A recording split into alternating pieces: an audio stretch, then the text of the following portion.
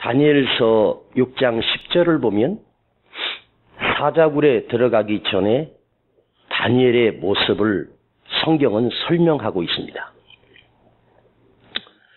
전에 행하던 대로 예루살렘을 향하여 무릎을 꿇고 하나님께 기도하더니, 그 단어 가운데 사자굴 앞에 서 있는 다니엘의 모습, 전에 행하던 대로 변함없이 상황이 좋았든 나쁘든 어렵든 그것이 아니라 살든지 죽든지 하는 환경 가운데서 어제까지만 해도 기도한다고 해서 누군가 나를 사자굴에 던지리라고 생각하지 못했었습니다.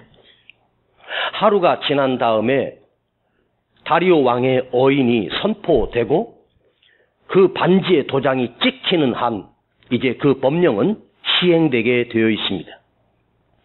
왕 아닌 다른 신이나 다른 어떤 것에게 엎드려 기도하거나 절하거든 그 사람은 지위를 막론하고 사자굴에 던져버리겠다고 왕의 반포가 선포가 된 것입니다.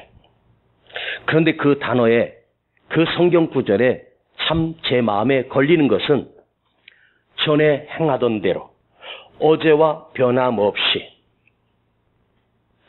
코로나 바이러스가 판을 치든 말든 전에 행하던 대로 그 기도가 변치 않고 예배가 변치 않고 내 믿음이 변치 않는 믿음 아시겠습니까? 우린 벌써 2달 넘도록, 오늘 요한계시록 제 기억에는 10번째입니다. 전 세계가 몸살을 앓고 있고 교회가 예배가 멈추어 버렸고 고통의 시간이 길게 가고 있습니다. 그런데요, 제 안에 큰 근심 걱정거리가 하나 생겼습니다. 우리 성도들이 한 번, 두 번 주일 예배를 사회적 이격거리 때문에 예배를 드리지 않는 성도들이 많이 계십니다. 그런데 그 전까지만 해도 우리 안에 어떤 믿음이 있었냐면, 예배 한 번만 빠져도 나는 죽는다. 예배에 목숨을 걸어야 된다.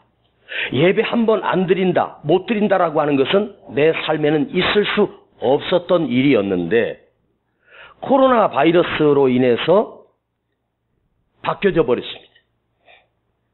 어쩔 수 없는 것 아니냐 하면서 한 번, 두 번 예배를 빠지기 시작하고 예배를 드리지 않게 되면서 어떤 느낌이 왔습니까? 죽는 줄 알았는데 별일 없네? 전에는 예배 한 번 빠지면 죽는 것처럼 생각했는데 지금은 한 번, 두 번, 세 번 빠져도 아무렇지도 않고 아무런 일이 일어나지 않네? 그게 무서운 거거든요. 제가 언젠가 이렇게 말씀드렸습니다. 자, 주일 예배를 석주를 빠지면, 연속해서 석주만 빠지면 그 사람이 어떤 사람이 될까? 세상 사람이 된다는 거예요. 하나님의 말씀이 들리지 않는 삶이 3주가 넘게 되면 나도 모르게 세상 사람으로 변질되어 가버린다는 것입니다. 오늘 저는 두려운 것은 뭐냐면, 코로나 바이러스보다 더 두려운 것은, 자 봐요. 만일 내가 코로나 바이러스에 감염이 됐다고 해도 평균 14일에서 17일 정도 입원하면 치료를 잘 받고, 뭐 치료제도 없지만 그저 두통약이나 또 링겔 정도 하면서 격리된 상태로 14일에서 17일 정도, 조금 길게 가는 사람, 연세가 많으신 분들은 한 25일 정도 후면 완치돼서 퇴원하게 되어 있습니다. 뭐 가끔씩 한 달 넘는 사람도 계실 수 있고, 그것을 이기지 못해서 연세 많으신 분들은 돌아가시는 분들이 계십니다. 그러나 사망률은 1%가 채 되지 않는다고 합니다. 코로나 바이러스가 무서운 것이 아니라 정말로 무서운 건 뭐냐? 우리 안에 영적 무감각증, 영적으로 무너지는 것. 자, 코로나 바이러스 내가 만일 감염됐다고 해봅시다.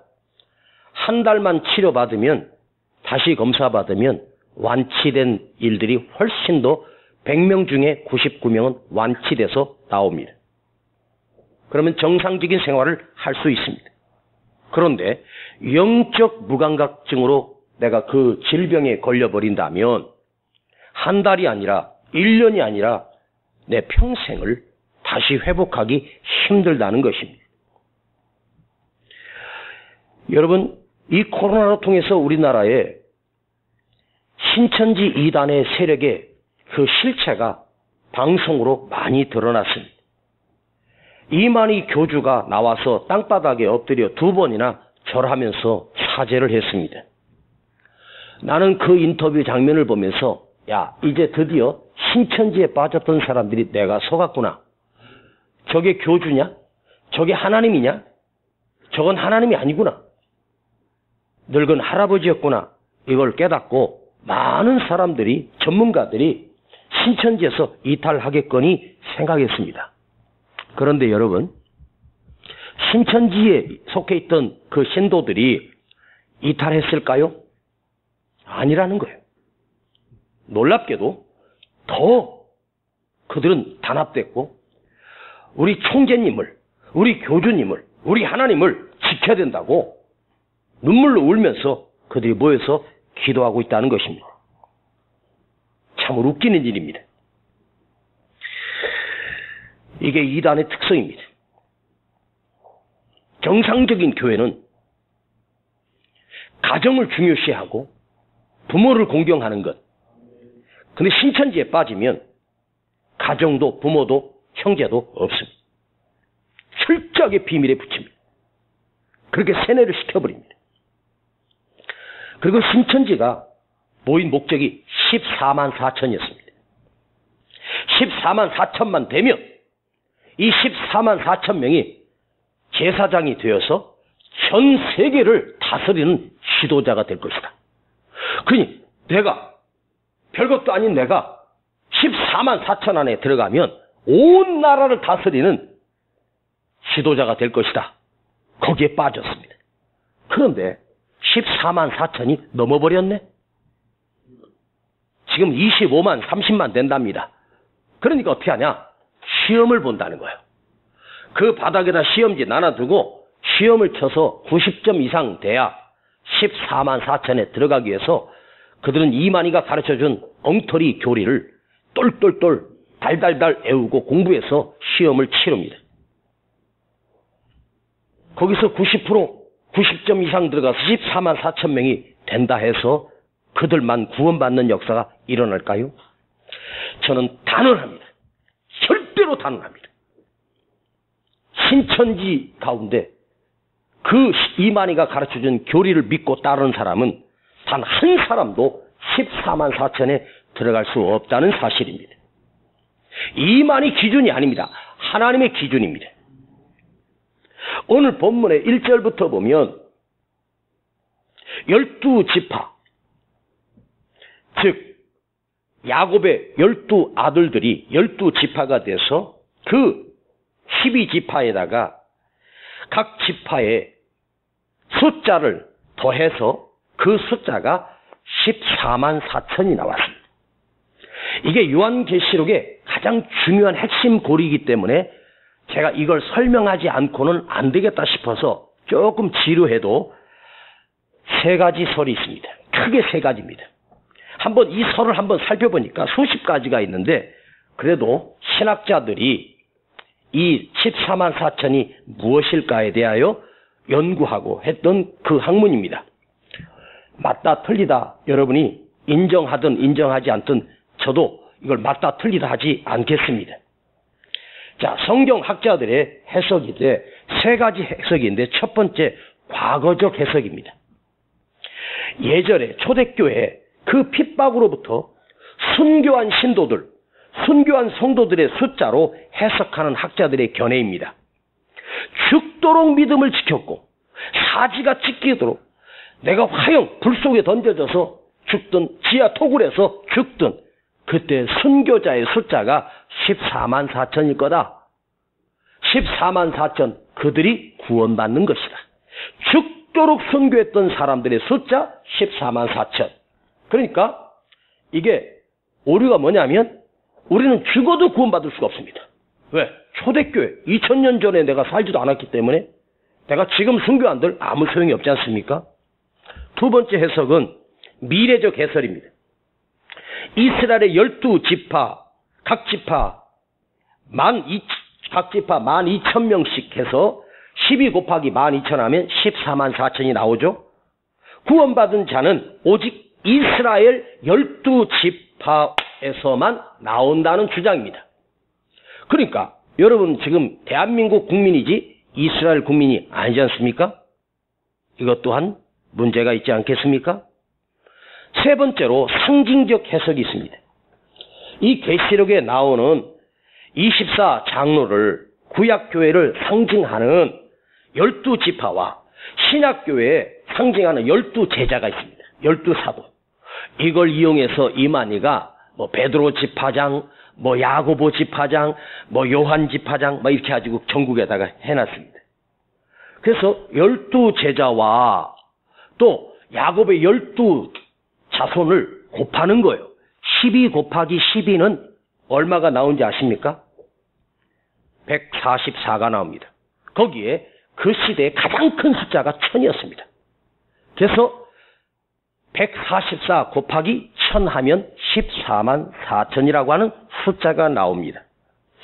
이것도 신뢰할 수가 없습니다. 이걸 갖다가 신뢰하거나 믿으란 얘기가 아니라 이런 설이 있다는 정도로 여러분이 알고 계시기 바랍니다. 그런데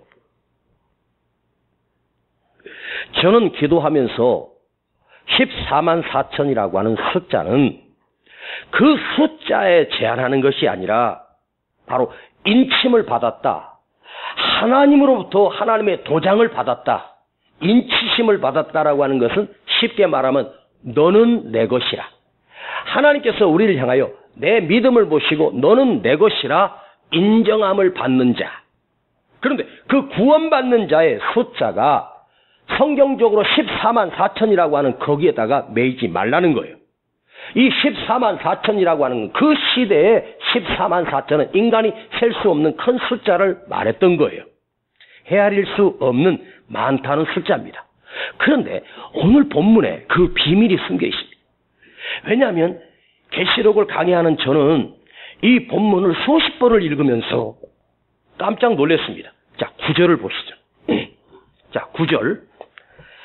제가 줄 그라는 곳에 한번 줄을 그어보시기 바랍니다.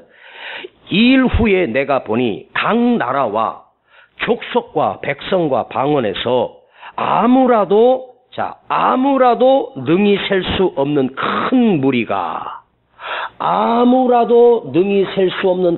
큰 무리라고 나와요.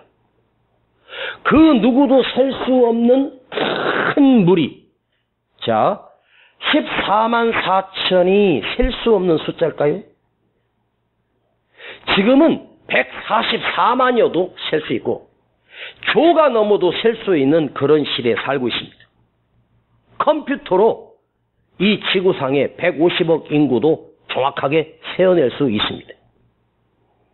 그런데 그 일 후에 사도 요한이가 보았던 그 환상은 14만 4천으로 보지 않고 누구라도 셀 수 없는 큰 무리가 하나님 앞에 서서 구원받은 자가 하나님 앞에 서서 하나님의 영광과 찬송과 예배를 드리고 있는 모습을 성경에서 우리에게 설명하고 있어요. 이게 사도 요한이 보았던 환상입니다. 그러니까 누구도 능히 셀 수 없는, 그건 셀 수 있는 그 숫자를 불가능하다는 말입니다. 우리 하나님은 전능하신 하나님이고 크고 놀라우신 하나님이십니다. 근데 그 하나님께서 사도 요한에게 보여진 구원받는 숫자의 그 숫자를 누구도 셀 수 없는, 능히 셀 수 없는 큰 무리를 보여줘요. 이 말씀을 곰곰이 묵상해 보았습니다. 처음에 저도 야, 이렇게 많은 사람이 구원받는구나. 엄청난 숫자가 여기 초점을 맞추다가 곰곰이 묵상하면서 기도했습니다. 그런데 그게 아니었습니다. 저는 여기서 메시지를 찾아 여러분과 이 메시지를 나눠야 되지 않겠습니까? 그래서 기도하는데 하나님, 이 큰 물이 능히 셀 수 없는 이 숫자가 무엇입니까? 도대체 얼마이길래 셀 수 없는 이런 엄청난 하나님의 자녀가 있습니까?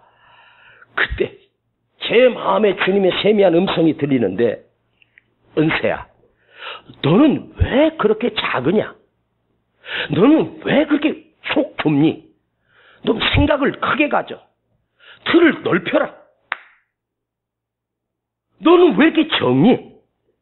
더 크고 더 높이 큰 눈을 뜨고 보아라. 더 큰 눈을 뜨고 보아라. 겨우 14만 4천에 메어가지고 그걸 붙들고 씨름하니? 나는 전능하신 여호와 하나님이야. 여호와, 크신 능력의 대칭입니다. 그 의미라는 말입니다. 그 크신 하나님, 얼마나 하나님이 크신지, 바다보다 깊고 바다보다 넓고 바닷물을 먹물 삼아 하늘의 그림을 그린들 그 바닷물의 먹물로 하나님의 크신 뜻을 다 쓸 수 없다는 거죠. 그 크시고 넓으신 하나님의 그 마음, 뜻, 그 섭리, 우리의 작고 좁은 생각, 이 옹졸한 생각으로 어떻게 그 하나님의 크고 놀라운 것을 담아낼 수 있겠어요? 그냥 불가능하죠. 여러분, 인간이라고 하는 건 자기 자아세계 속에서 자기 중심적으로 온 우주를 보려고 합니다. 이 엄청난 것을 내가 담을 수 있다고 착각합니다. 그러나 그것은 불가능합니다. 인간이란 모든 것을 보고 생각할 때 자기 생각대로 해석합니다. 자기 마음속에다 담으려고 합니다. 내 마음의 그릇 안에 그걸 담아낼 수 있을까? 불가능하죠. 하나님의 크고 놀라우신 뜻을 내 속 좁은 인간, 옹졸한 인간이 어떻게 담아낼 수 있습니까? 그 크신 뜻을 우리는 담아낼 수도 상상할 수도 없습니다. 그래, 맞아. 여기서 주시는 오늘 첫 번째 메시지는 뭐냐? 하나님처럼 나도 커져라. 하나님의 마음을 나도 담을 수 있는 사람이여라. 땅에서 기면서 땅만 쳐다보고 오늘 일에만 매여서 오늘 환경만 바라보고 무너져가는 내가 아니라 눈을 들어 하나님을 보면서 크고 놀라우신 하나님의 뜻을 만에 하나라도 내가 담을 수만 있다면 얼마나 좋을까? 하나님의 마음 같은 것을 나도 한번 품어볼 수 없을까? 자기 자신을 누구라도 포용할 수 있는 사람으로 내 틀을 넓힐 수 있을까? 이야, 여러분, 저 사람은 큰 사람이야 이럴 때 키가 크다는 말이 아닙니다. 그 마음을 얘기합니다. 생각을 말합니다. 진짜 온 국민을 담을 수 있는 지도자가 나왔으면 좋겠습니다. 이번에 국회의원 선거를 해서 뽑힌 사람들을 면면히 살펴보면서 거의가 아니라 전부가 다 자기 출세를 위한 국회의원 출마한 거 아니겠습니까? 표를 얻어서 꽃다발 쓰고 환호하고, 그걸 보면서 저는 이렇게 기도합니다. 주여, 저 마음에 대한민국이 있게 하시고 국민의 마음이 있게 하옵소서. 압승을 거둔 민주당이 환호를 했고, 또 이럴 때일수록 더 겸손하자. 지금 얼마나 박수치고 싶고 교만하겠습니까? 그것 또한 진심이었으면 좋겠다 하는 생각이 듭니다. 자, 봐요. 우리 삶을 보면 아무것도 아닌 것에, 별것도 아닌 것에 그게 걸려 내 안에. 밤을 못 이뤄, 잠을 못 이뤄, 가슴을 치면서 분노하고 있고 미워하고 있고 분노 속에서 살아가고 있는 옹졸한 인간들이 바로 우리 자신 아닙니까? 여러분이 자기 자신 한번 바라보세요. 옹졸하고 좁고 속 좁고 그런 인간인데 어찌 하나님께서 나를 기다려주시고 참아주신 그 크고 놀라우신 뜻을 내가 담을 수 있을까? 자, 하나님의 마음속에 있는 그 엄청난 것들 가운데 오늘 한 가지만 생각해 보려고 합니다. 기다려주심, 참아주심. 사람과 사람 사이에도 왜 갈등하고 미워하고 분노할까? 그 사람과 원수가 됐을까? 가장 가까워야 될 사람이 우리 사이에 원수가 되지 않겠습니까? 그 갈등하는 이유가 뭘까요? 그 사람 성격 때문일까? 아닙니다. 그 일어난 그 문제 때문일까? 아닙니다. 바로 내 자신이 기다려주지 않기 때문입니다. 참아줄 수 없기 때문입니다. 넓은 가슴으로 품어주면 아무것도 아니지 않습니까? 강물이 흐르고 홍수가 나고 나무 폐품들 페트병 별것들이 다 바다로 내려가는데 야, 바다가 그 온갖 더러운 오물들을 바다가 다 받아들여요. 하나님께서 왜 바다를 만들어 놨을까? 인간이 배설했고 버렸던 쓰레기들을 받아줄 수 있는 곳은 바다야. 왜 바다인 줄 아세요? 다 받아주니까 바다야. 바다. 예? 하나님의 마음은 다 받아주십니다. 주님의 사랑 중에 많은 사랑이 있지만 우리를 구원하시는 그 사랑 가운데서 그 한 가지를 꼽으라면 바로 오래오래 참아주십니다. 오래오래 기다려주십니다. 자, 탕자가 아버지 재산을 받아가지고 집을 나갔습니다. 자, 질문, 퀴즈입니다. 아버지가 탕자가 나간 다음에 1번, 1년 뒤부터 탕자를 기다렸다. 2번, 2년 뒤부터 탕자를 기다렸다. 3번, 3년 뒤부터 탕자 아들을 기다렸다. 4번, 처음부터 기다렸다. 몇 번? 하산하십시오. 처음부터. 아버지는 그 아들이 돌아올 때까지 동구밖을 쳐다보면서 먼 산을 쳐다보면서 오늘도 올까 내일도 올까 아들을 기다리시는 그 아버지. 자, 탕자가 아마도 그 재산을 다 탕진한 시간이 최소한도 한 2, 3년 걸리지 않았겠습니까? 그 남의 집에 가서 빌어먹고 살면서 또 그것도 한 2, 3년 돼지 쥐염 열매도 배불리 못 먹지 못하고 비참한 거지생활 한 3년 한 평균 한 5년이나 6년 뒤에 그 아들이 거지가 돼서 돌아왔지 않겠습니까? 그런데요, 그 탕자가 이렇게 마음먹어요.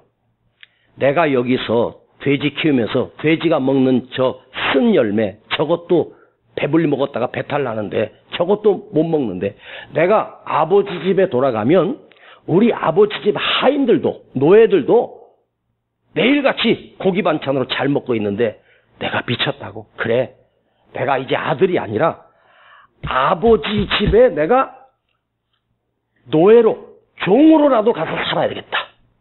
그리고 종이 되려고 돌아오지 않습니까? 그런데요, 잘 생각해봐요.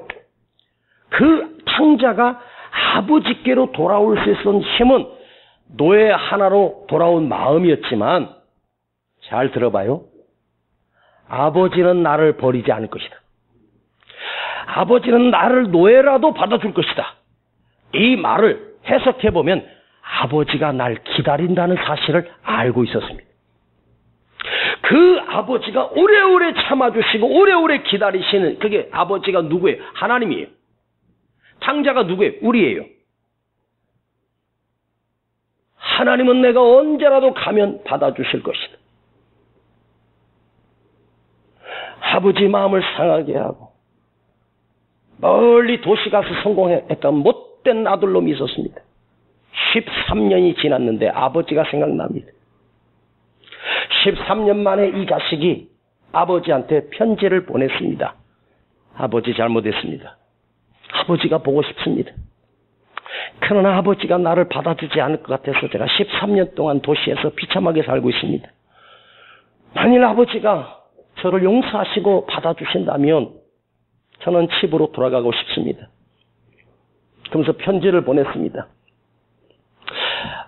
우리 집 앞에, 대문 앞에 있는 큰 미루나무가 있지 않습니까? 거기에 아버지가 노란 리본을 하나 달아주시면 제가 그 노란 리본을 보고 집으로 가겠습니다. 하고 아버지에게 편지를 썼습니다. 그 편지를 받아본 아버지는 눈물로 아들의 편지를 읽습니다. 아들이 기차를 타고 도시에서 시골 고향으로 갑니다. 그 역을 지나 역을 내리기 전에 자기 집이 저 멀리 보입니다. 집이 가까우자 이 아들놈이 창문으로, 다른 건 아니고 그 미루나무에 노란 리본이 걸려 있을까, 이걸 초조한 마음으로 창문을 열고, 이제 이번 역에서 내리는데 창문을 열고 그 자비 집 앞에 미루나무를 바라보았습니다. 그런데 자기 집 근처까지 기차가 천천히 역에 서기 전에 집이 보이는데 이 아들이 충격을 받았어요. 그 파란 미루나무가 노란 미루나무로 바뀌어져 있었습니다. 여름이 된 그때 노란 단풍으로 바뀌어져 있었습니다. 깜짝 놀랐습니다. 아버지가 혹시라도 내 아들이 노란 리본을 못 볼까봐 그 나무에다가 이파리마다 온통 노란 리본을 수만 개를 달아서 사다리를 타고 오르셔서 며칠 밤을 새우시면서 온통 나무에다가 노란 리본을 달아놓으셨던 것입니다. 이게 아버지의 마음입니다. 사도 바울이 주님으로부터 창자였던 내가, 핍박자였던 내가 주님께 사로잡혀 사도로 변화가 됩니다. 근데 그가 디모데전서에서 그 13권의 편지 중에 가장 마지막 성경책에 늙어 죽어갈 때 디모데전서에게 사랑하는 내 아들, 영적인 아들 디모데에게 목회 서신이지 않습니까? 거기서 보낸 편지 가운데 사도 바울이, 그래도 디모데는 나의 영적인 제자이고 영적인 아들이기에 너만큼은 나를 알아줄 거다. 그래서 본심을 그 디모데서에서 적은 걸 볼 수 있어요. 바울이 사도 될 수 있었던 이유를 설명합니다. 1장 16절을 제가 읽어드립니다. 디모데전서 1장 16절입니다.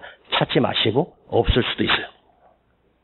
내가 긍휼을 입은 까닭은, 내가 주님으로부터 은혜를 입은 까닭은 예수 그리스도께서, 우리 주님께서 내게 먼저 1절 오래 참아주심으로, 1절 오래 참아주심으로, 오직 오래 참아주심으로 그 후에 내가 주를 믿어 구원을 받았느니라.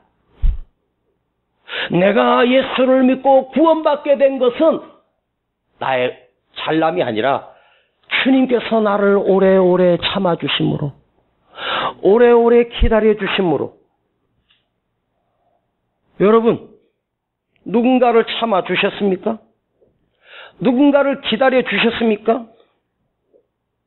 제가 중학교 2학년 때 수업 시간에 잘못했다고 선생님이 교무실로 데려가서 종아리를 걷고 때리면서 그 선생님이 저에게, 그 맞는 것은 내가 참겠는데 내가 지금도 가슴속에 박혀있는 상처가 있습니다.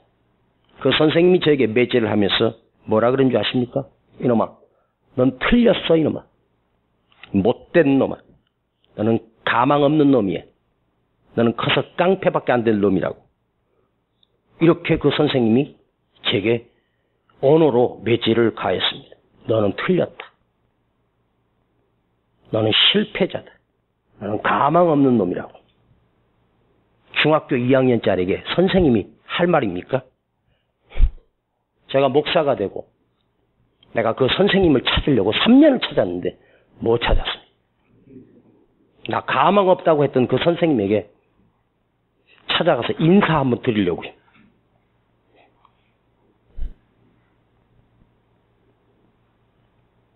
저희 아버지가 목회하시던 교회 아버지가 돌아가시고 협동으로 목회하시던 목사님이 담임 목사님이 돼서 교회 소문이 이렇게 났습니다. 은세가 그 아버지를 이어서 교회 담임 목사가 될 거라고. 그때 제가 신학생이었거든요. 근데 그 목사님 제 결혼 주례도 해주셨습니다. 내가 그분을 존경해서 결혼 주례를 맡긴 게 아니고 결혼 주례를 안 시키면 교회에서 쫓겨날까 봐 결혼 주례를 해달라고 했습니다. 그 목사님이 저에게 뭐라고 했는지 아십니까? 이 애비도 없는 자식이 누구 딸을 넘봐. 고아 자식이 아버지 돌아가시니까 졸지에 고아가 됐고 너는 틀렸어.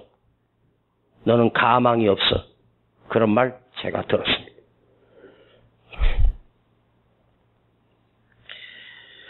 한 몇 개월 전에 그 목사님하고 통화를 했더니 치매가 걸리셔서 저를 알아보지도 못하시더라고요.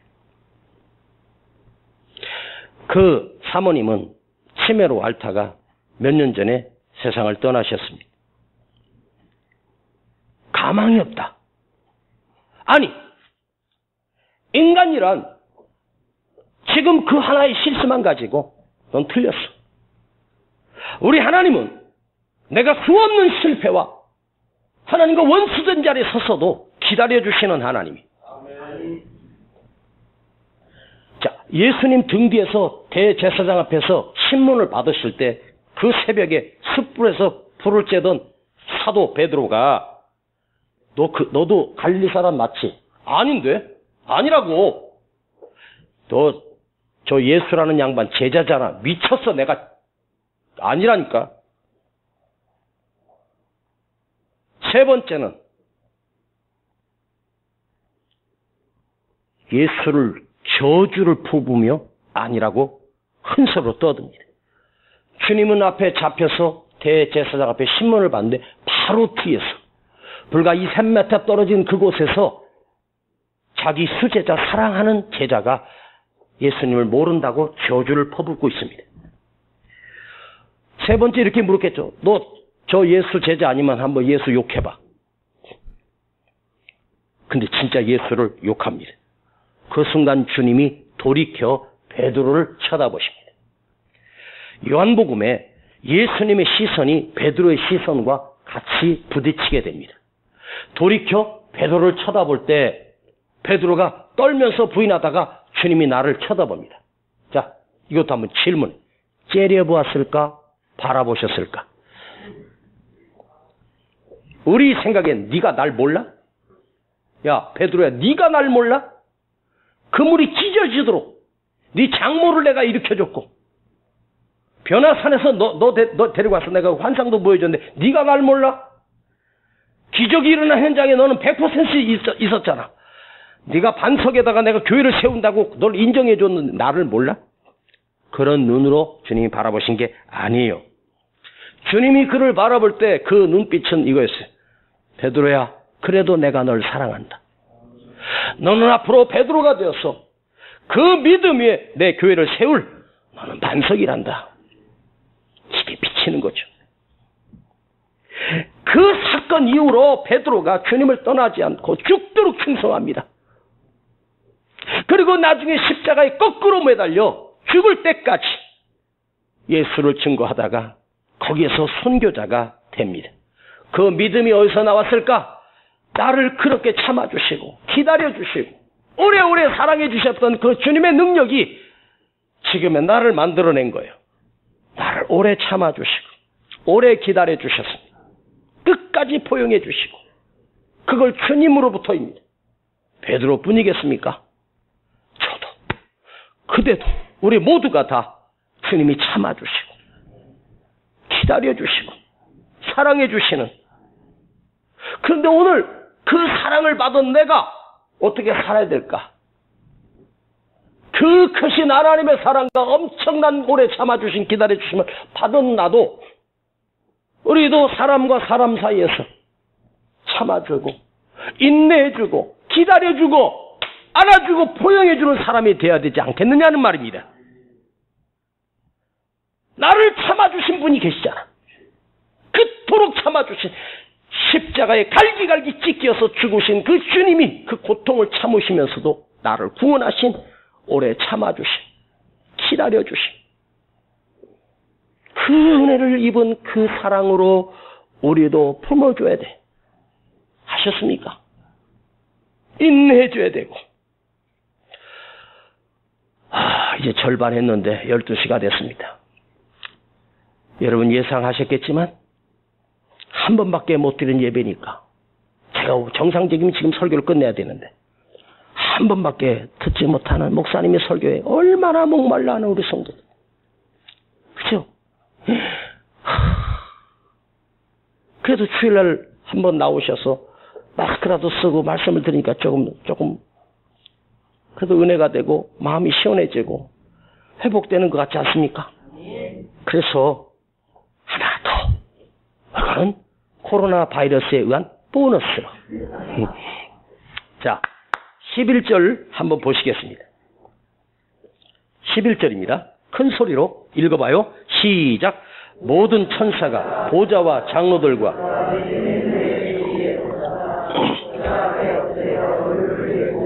하나님께 경배하여 가로되. 자, 모든 천사들이 하나님께 경배하고 예배드리며 찬송과 영광과 지혜와 감사와 존귀와 능력의 힘이 우리 하나님께로 세세토록 있을지로다 하면서 하나님을 이 천사들이 찬양합니다. 그런데 천사들이 하나님 보좌 앞에 하나님을 찬양하는 예배를 드리고 있어요.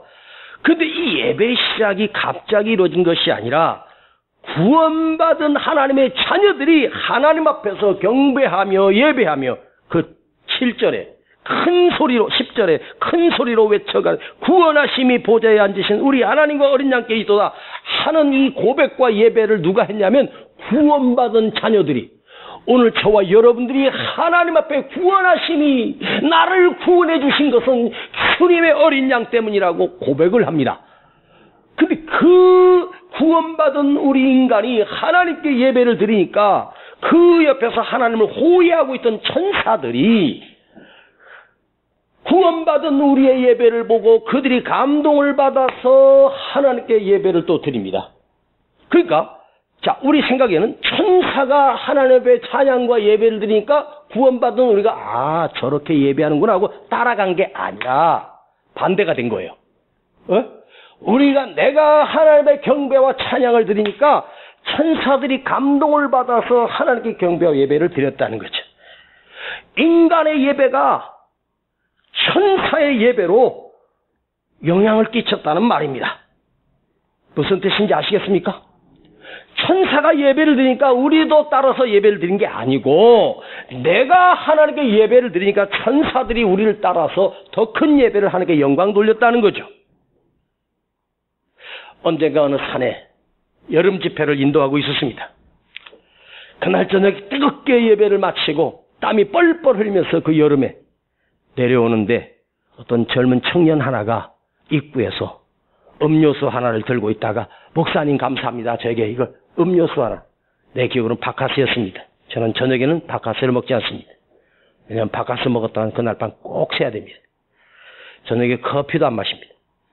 저는 커피는 낮에도 2시 이전까지 마시지 2시 지나면 커피 못 마십니다. 그러니까 2시 넘어서 목사님 커피 드릴까요? 하지 마세요.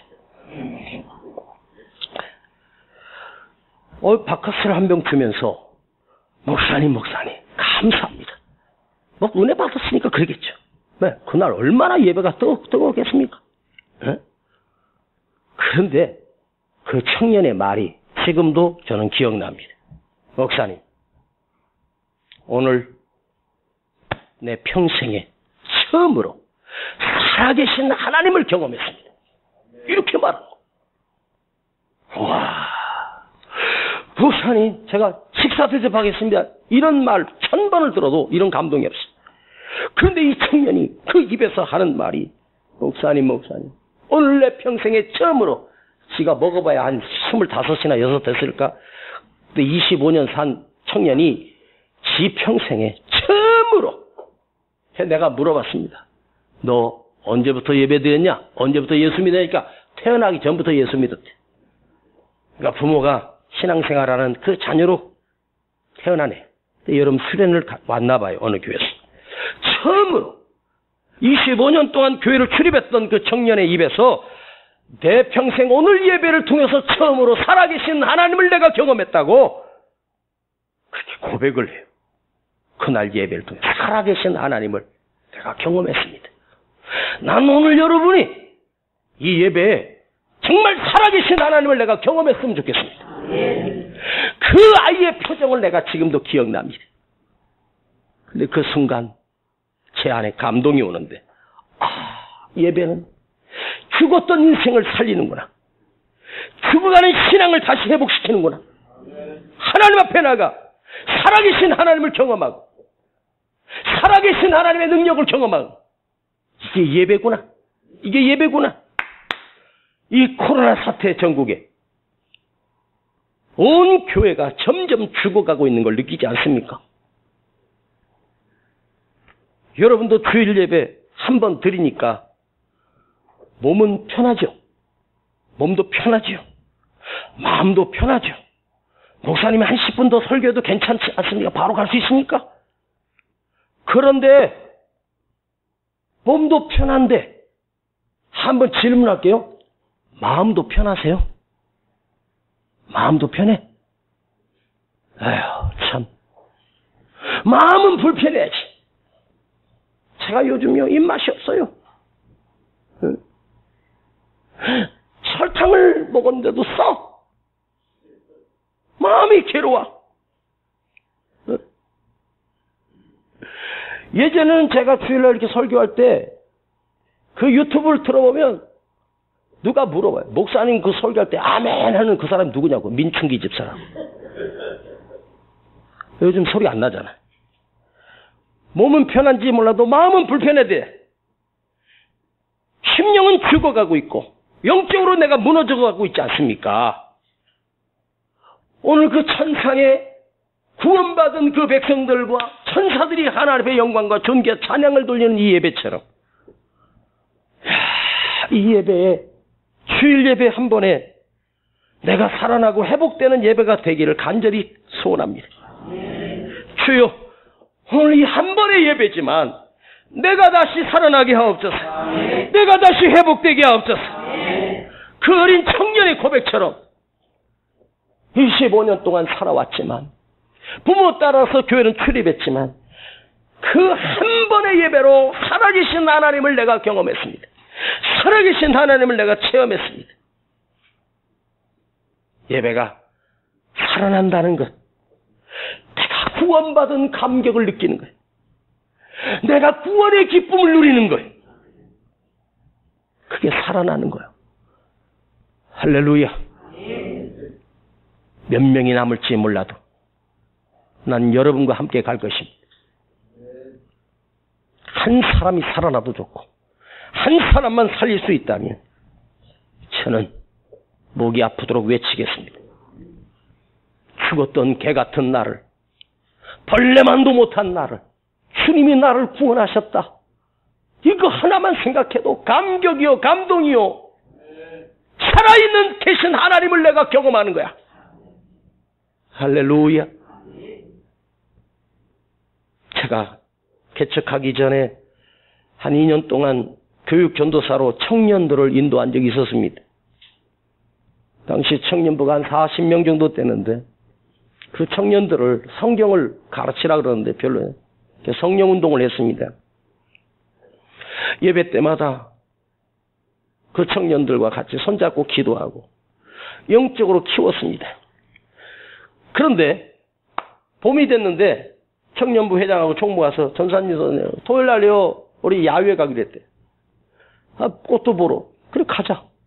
아이들 데리고 갔는데 막 유채꽃도 있고 막 철쭉인가 뭐 꽃들이 막 만발해가지고 너무너무 아름다운 거예요.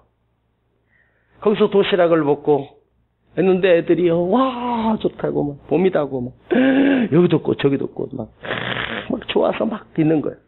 근데 어떤 여자 하나애가 가만히 눈을 감고 이렇게 있는 거야. 그래서 내가 야 예, 전사님. 너 이 꽃 좀 봐. 이거 얼마나 이쁘냐. 이거 보러 왔는데 이거 좀 마음껏 즐겨. 왜 눈 감고 있어?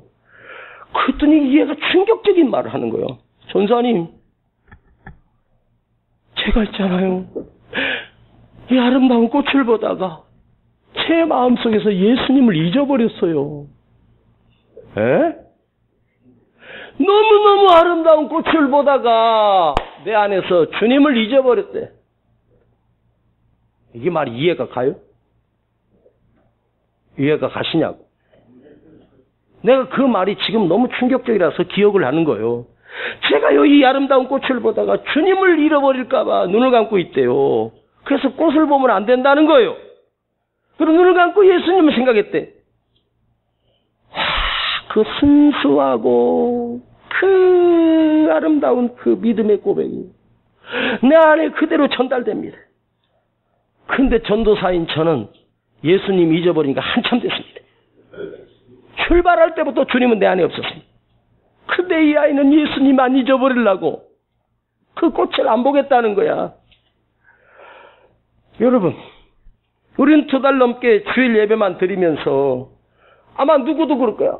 다른 교회는 아예 그냥 주일 예배도 안 드리는데 왜 목사님 고집스럽게 주일 예배 드리냐고 그러는데. 나도 어쩔 수 없다고요. 이해 좀 해주세요. 한 가지 제가 설교를 준비하면서 이 어려운 때에 우리가 2달 동안 이 계시록을 강의하면서 저는요, 어떤 설교를 해도 다 은혜가 있지만 이렇게 은혜스러웠던 적이 있었을까? 정말입니다. 준비하는 제가 눈물로 설교 준비를 합니다.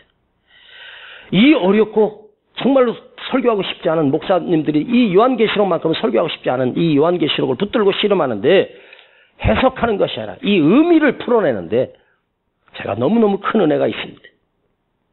우리 안에 예배 감격이 있을까? 입으로는 주님 없이는 살 수 없다고 했던 내가 지금은 세상 없이는 살 수 없는 인간으로 변질되어 버리지 않았겠습니까?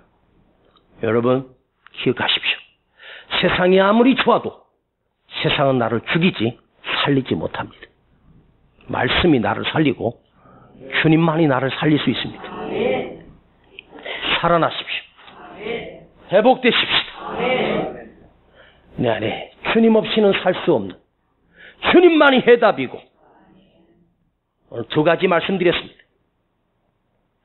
주님의 그 넓은 마음으로 나도 품을 수 있는 바다처럼 넓은 사람이 되자. 또 하나, 나의 예배가 천사의 예배를 이끌 정도로 그 놀라운 감격과 영광으로 우리가 다시 살아나게 하셔. 주여, 내 예배가 살아나게 하시고 그 감동이 다시 살아나게 하옵소서. 주님으로 인하여 그 기뻤던 눈물과 감격이 다시 회복되게 하옵소서. 전도사님, 전사님, 저 꽃이 너무너무 예뻐서 예수님 잊어버릴까 봐 눈 감고 있는 거예요. 여러분, 아무리 힘들어도 주님을 잃어버리면 안 돼. 예수님 잃어버리면 안 돼. 아셨습니까? 주님 없이는 살 수 없어야 돼. 할렐루야. 이 감격이 우리 모두 안에, 우리 교회 안에 다시 회복될지어다. 기도하십시오. 주님, 다시 회복되게 하옵소서. 다시 예배의 감격이 살아나게 하시고, 목사 속에 있는 예배의 감격과 말씀의 기쁨과 감격이 다시 회복되게 하옵소서. 우리가 이 고난을 이겨내게 하시니 감사합니다. 이 나라와 민족이 이겨내게 하시니 감사합니다. 이제 곧 모든 것이 정상화되게 하시고 더 크게 부흥이 일어나게 하시고 이 땅이 회복되게 하여 주시옵소서. 교회가 세상의 희망이 되게 하시고 교회가 세상의 소망이 되게 하시고 빛이 되게 하여 주시옵소서. 예수님의 이름으로 기도하옵나이다.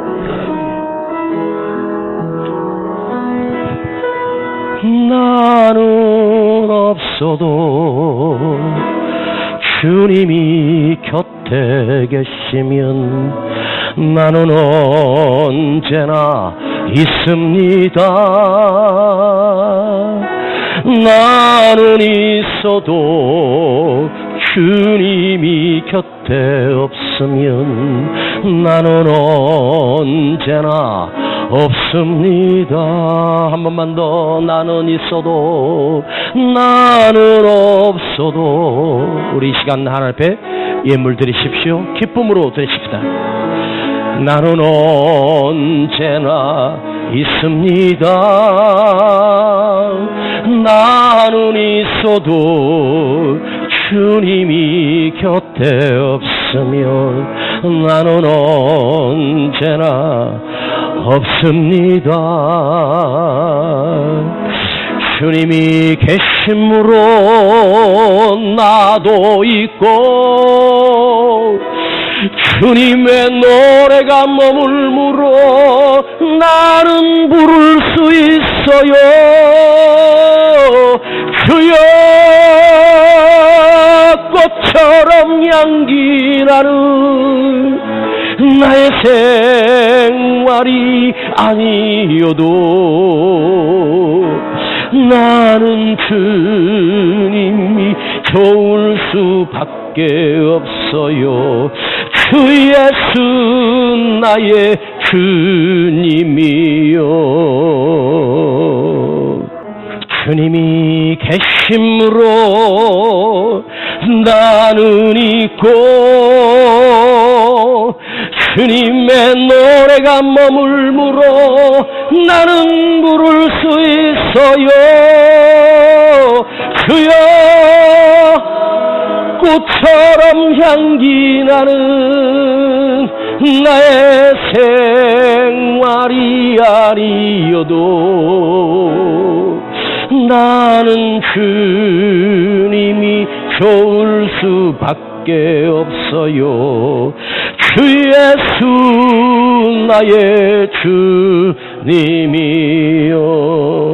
조롱하는 소리와 세상 유혹 소리 결한 신부가 되리라. 내 생명 주님께. 한 번 더. 내 생명. 우리 일어나십시다. 내 생명 주님께.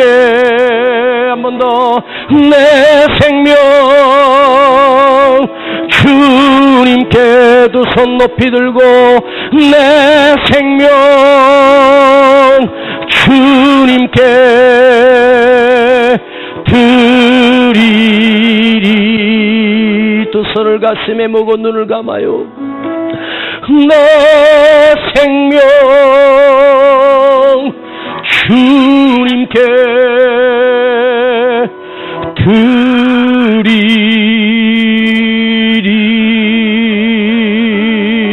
드리리. 주여, 오늘 예배 단 한 번의 예배로 인하여 죽었던 내가 살아나게 하옵소서. 믿음이 살아나게 하시고 열정이 살아나게 하시고 은혜가 회복되게 하시고 하나님으로부터 받은 그 구원의 감격이 다시 회복되게 하옵소서. 주여, 내가 살아나기를 원합니다. 주님, 나를 살려주시옵소서. 내가 회복되기를 원합니다. 주여, 다시 살아날지. 나는 다시 살아나야 돼.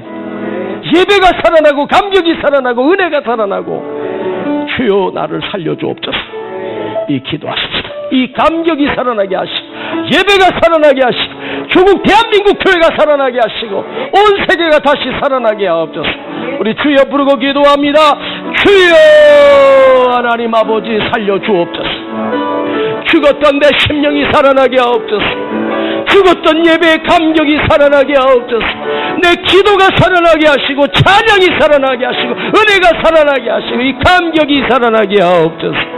주여 아버지 하나님, 세상이 뭐라고 해도 우리 교회가 살아나게 하옵소서. 예배가 살아나게 하옵소서. 눈물이 회복되게 하옵소서. 은혜가 회복되게 하옵소서. 말씀이 회복되게 하여 주시옵소서. 아버지 하나님, 봄이 왔습니다. 우리 영적으로도 봄이 오게 하옵소서. 이 대한민국에 봄이 오게 하옵소서. 전 세계에 봄이 오게 하옵소서. 아버지 하나님, 주님 역사하여 주시고 악한 코로나 바이러스가 완전히 종식되게 하시고 더 이상 이 땅에서 발생되지 아니하도록 아버지 지켜주시고 보호하시고 인도하여 주시고 우리 마음을 치료하여 주시고 다시 은혜가 부어질 수 있도록 주여 아버지 감사합니다. 주님 도와주시옵소서. 아버지 하나님 살려주시옵소서.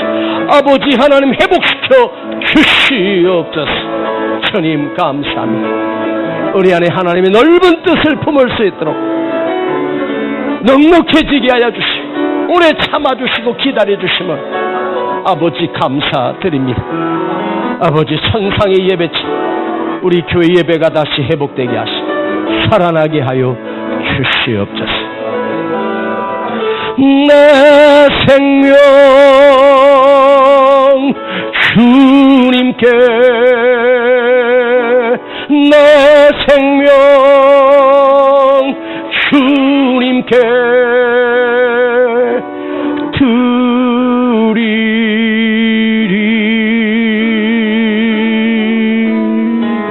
드리리. 아버지 감사합니다. 주일 예배 한 번 드리는 예배가 너무 소중합니다. 우리 영적으로 다시 회복되고 살아나기를 간절히 원합니다. 아버지 감사드립니다.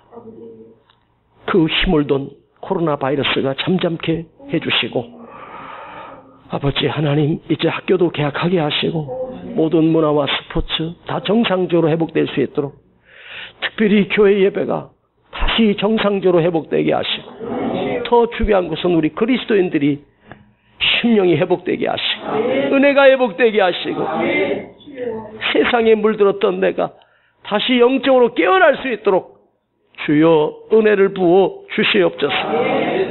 아버지 우리 교회 하나님 영적으로 회복되게 하시고 이번 기회를 통해서 다시 말씀으로 부흥케 되는 이 표가 이루어지게 하여 주시옵소서. 여기 예물 드립니다. 참으로 가난하고 어려운 중에 하나님 앞에 예물 드렸습니다. 우리 성도들 하나님 지켜주시고 그 직장과 일터와 또 사업장에 복을 내려주시고 은총을 더하여 주시옵소서.